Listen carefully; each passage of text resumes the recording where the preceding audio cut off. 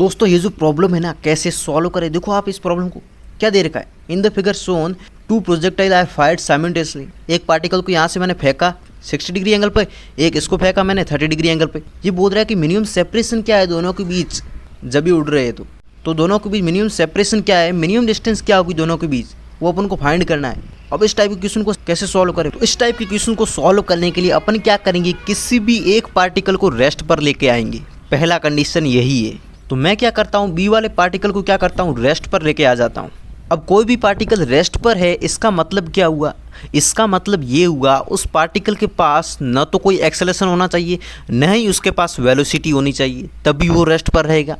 लेकिन इसके पास तो इस डायरेक्शन में एक वेलोसिटी है और वर्टिकल डायरेक्शन में डाउनवर्ड में ग्रेविटी का एक्सेलरेशन है, तो ये दोनों मेरे को कैंसिल आउट करने होंगे। तो सिंपली मैं क्या करूँ, यहाँ पर अपवर्ड डायरेक्शन में एक एक्सेलरेशन दे दूँ जी ग्रेविटी का, और उसके जस्ट ऑपोजिट वेलोसिटी के सेम वेलोसिटी दे दूँ 20। तो वेलोसिटी के जस्ट ऑपोजिट मैंने 20 मीटर पर सेकंड वेलोसिटी दे दी। तो सिंपली क्या होगा, वेक्टर क्वांटिटी आपस में कैंसिल आउट होकर यहाँ पर क्या होगा, ये पार्टिकल रेस्ट पर आ जाएगा। यदि मैंने इसको वेलोसिटी और एक्सेलरेशन दिया तो सेम इसको भी देना पड़ेगा। तो देखो मैंने इस पार्टिकल ए को भी यहाँ पर वर्टिकल एक्सेलरेशन दे दिया जी, और इस डायरेक्शन में वेलोसिटी दी थी 20, जो इसको दी थी मैंने। एंगल कितना बना रही थी, देखो ये हॉरिजॉन्टल से 30 डिग्री एंगल बना रही थी, तो यहाँ पर देखो हॉरिजॉन्टल एंगल 30 डिग्री है। अब मेरा बी पार्टिकल तो क्या हुआ, रेस्ट पर आ गया, ठीक है, क्योंकि इसके पास कोई एक्सेलरेशन और वेलोसिटी नहीं है, तो ये रेस्ट पर आ गया।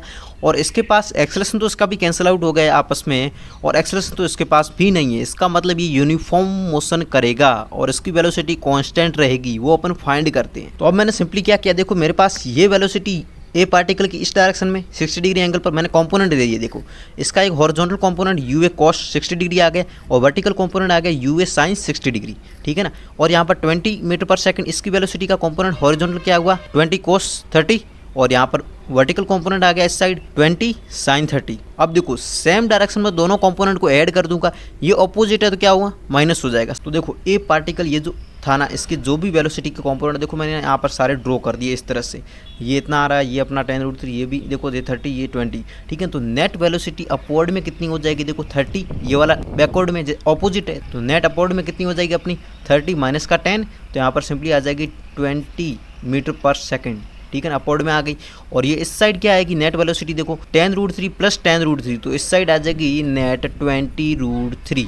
तो देखो यहाँ पर मैंने रिप्रेजेंट कर दिया, ये जो ए पॉइंट था, ए पर जो पार्टिकल था ना, इसकी हॉरिजॉन्टल वेलोसिटी क्या है अपन के पास 20√3 और वर्टिकल 20 मीटर पर सेकंड। तो यहाँ पर सिंपली देख लेते हैं नेट वेलोसिटी है ना इस डायरेक्शन में है। अब देखो इस डायरेक्शन में नेट वेलोसिटी है, तो ये हॉरिजॉन्टल से एंगल क्या बना रहा है वो अपन को फाइंड करना है। कैसे कर सकते हैं, सिंपल tan थीटा अप्लाई कर देंगे यहाँ पर, क्योंकि tan थीटा क्या होता है, परपेंडिकुलर वेलोसिटी क्या है, परपेंडिकुलर वेलोसिटी मेरे को पता है 20 मीटर पर सेकंड, तो 20 अपॉन बेस क्या है, बेस मेरे को पता है 20√3, तो 20√3 आ जाएगा। सिंपल सी बात है, 20 कैंसिल हो जाएगा, 1/√3 आ जाएगा tan थीटा की वैल्यू। और tan थीटा 1/√3 कब होता है, जब थीटा की वैल्यू यहाँ पर 30 डिग्री होती है, राइट है। तो मेरे पास थीटा की वैल्यू आ गई 30 डिग्री। अब देखो ये इस डायरेक्शन में जा रहा है यूनिफॉर्मली, और बी तो रेस्ट पर है, तो दोनों के बीच मिनिमम डिस्टेंस क्या होगी, जब ये जस्ट परपेंडिकुलर आएगा ना तभी तो मिनिमम डिस्टेंस होगी, क्योंकि परपेंडिकुलर होता है वही तो मिनिमम डिस्टेंस होती है। तो सिंपली अपन ने यहाँ पर बी से लेकर इस पर क्या किया, परपेंडिकुलर ड्रॉ कर दिया। तो ये वाली डिस्टेंस अपन को टोटल फाइंड करनी है, कुल मिला के क्या है। तो मान लेते ये वाला पॉइंट क्या अपना पी मान लेते, तो पी भी फाइंड करना अपन को। अब देखो यहाँ पर अपन को थीटा पता है 30 डिग्री है, परपेंडिकुलर अपन को पता है, और ये हाइपोटेनस है, क्योंकि देखो 90 डिग्री के सामने वाला हाइपोटेनस होता है, ठीक है ना। तो अपन यहाँ पर कौन सा ट्रिग्नोमेट्रिक फंक्शन अप्लाई करेंगे, देखो परपेंडिकुलर अपॉन हाइपोटेनस क्या होता है, सिंपल सी बात है साइन थीटा होता है। तो यहाँ पर मेरे पास आ जाएगा sine 30 degree equal to perpendicular मेरे को फाइंड करना है पीबी की वैल्यू, अपॉन हाइपोटेनस मेरे पास 20 है।